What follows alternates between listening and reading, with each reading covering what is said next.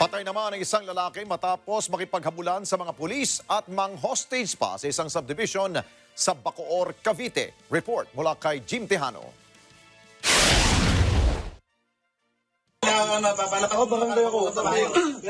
Tol, eto, nakita mo to.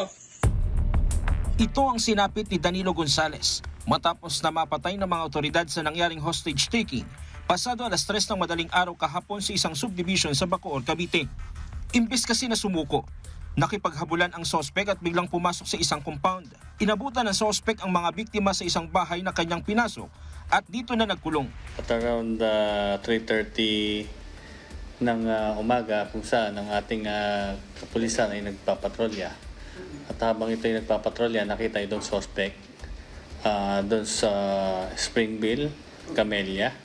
At kung saan ito ay balisa, kaya ito ay sinita ng ating patrollers.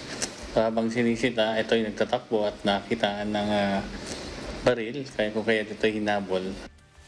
Halos 2 oras din anyang naging negosasyon sa pagitan ng sospek at ng pulis. Subalit walang malinaw na usapan.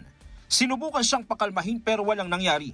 Ayon pa sa opisyal, nang manutok ng baril ang sospek sa mga pulis, dito na nakakuha ng pagkakataong i-neutralize ang sospek. Halos tumagal kasi ng 2 oras itong ating hostage taking dahil sabi ko nga, balisa ito at tingin namin lulong sa droga itong ating suspect. Pinahirampan ng cellphone ng sospek nang mag-request na makausap ang kapatid. Subalit ibinalibag rin ito matapos na hindi makontak ang kaanak. Tinanong pa nga namin yung kanyang pangalan at binigay naman yung kanyang pangalan.